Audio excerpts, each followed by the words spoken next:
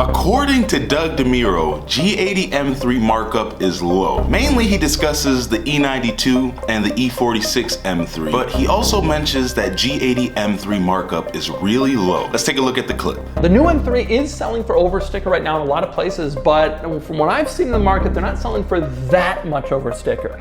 Especially considering that basically everything is a little bit over sticker right now. If you're into YouTube and cars, there's a high chance that you know who Doug Demuro is. Few have the credibility and the automotive portfolio review, but is he right about G80 M3 prices? Is Doug Demuro providing false hope to G80 M3 shoppers and enthusiasts? I wanted to find out, so I dug deeper into the topic, and here's what I found. First, we need to understand why the increasing G80 M3 prices are so important. Over the years, the price of the M3 has crept up generation to generation. Each car has essentially become more expensive than the last. For example, an E46 M3 only costs $47,100 for a bare bones base model, and the E90X M3 only costed $57,000 for the equivalent base model sedan. And the F80 M3 costed $63,000 for a base model back in 2014. Wait, Zay, you're forgetting about inflation. The E46 M3 in today's money would cost nearly $69,516, and the E92 would cost about $73,810, and the F80 would cost $74,106. A 2022 M3 starts at nearly $70K for a base model with a 6-speed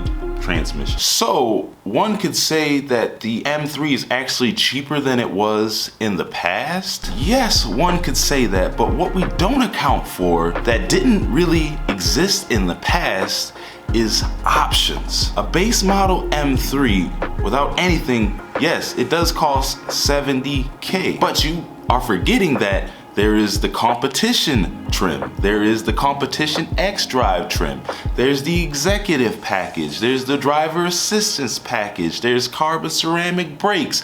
The list goes on and on and on, and each of those packages by themselves cost several $1,000s. Now, when we look at those prices, we start to get a little bit closer to the prices of the previous generation. However, in this day and age, base model cars are becoming harder to find.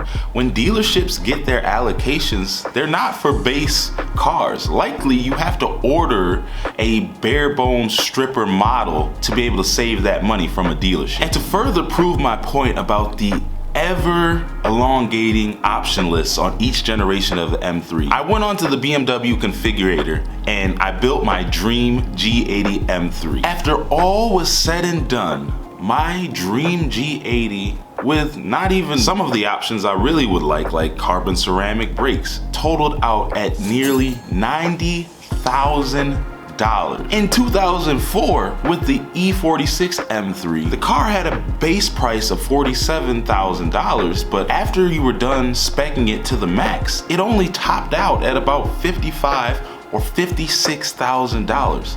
That is only $7,000 compared to $15,000 extra on this competition model I spec'd out on the configurator. Not to mention, it didn't even include taxes, registration, and dealer fee. Realistically, I could expect to pay closer to 6 figures for my dream spec M3 right now. So if a well-equipped G80 M3 is costing this kind of money, is markup really the problem in the M3 market right now? Is Doug Demuro really onto something? Well, I dug even deeper and I went to the website TrueCarcom, which gives you an analysis of just how high the markup is on a certain desirable vehicle. And you'll be shocked to see what I found. On average, from a nationwide search for all the new 2022 G80 M3s in the nation,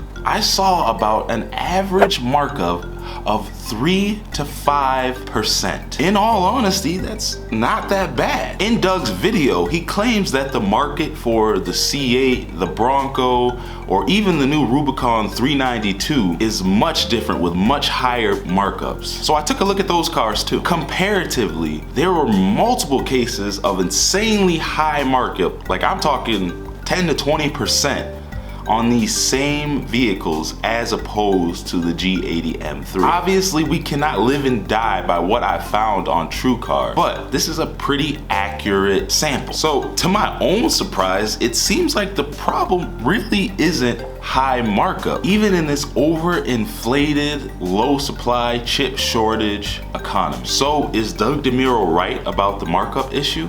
Yes, he actually is. If you are complaining about high-priced G80 M3s, do yourself a favor and take a look at the spec sheet.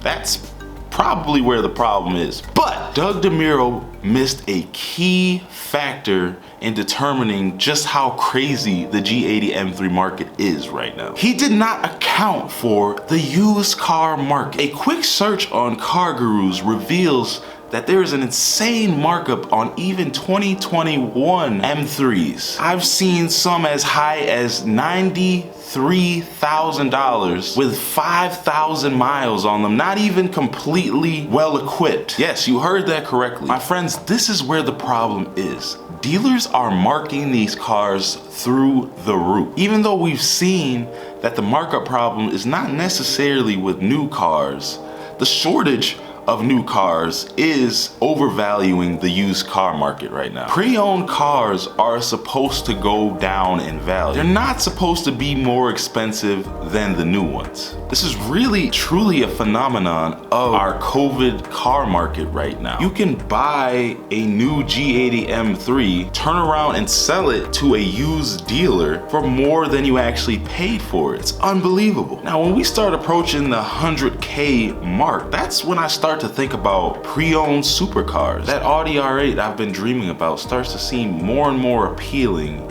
Each year we have to deal with this insane car market. And this is an even worse problem when we think about the true origin of the M3. I don't think the E46 M3 was ever meant to be this expensive. The question is, how do we fix this problem? Well, as far as the production of new cars are concerned, there's not really much that we can do. The chip shortage is going to resolve, but it's going to take the time that it's going to take. The average consumer can't really interfere with that. However, there's something that we can do about the used car problem. And first off, I want to say, if you don't have any money, congratulations. You are not contributing to the problem. By not buying these cars, you are doing a massive favor. Yay for being broke. I'm talking to you, the people that have all the money. Stop buying marked up G80 M3s. You are ruining it for everybody in the marketplace. Since the prices of G80s are so high, it's affecting the prices of all the other M3 generations. There are so many people who are just not willing to shell out that kind of money for an M3.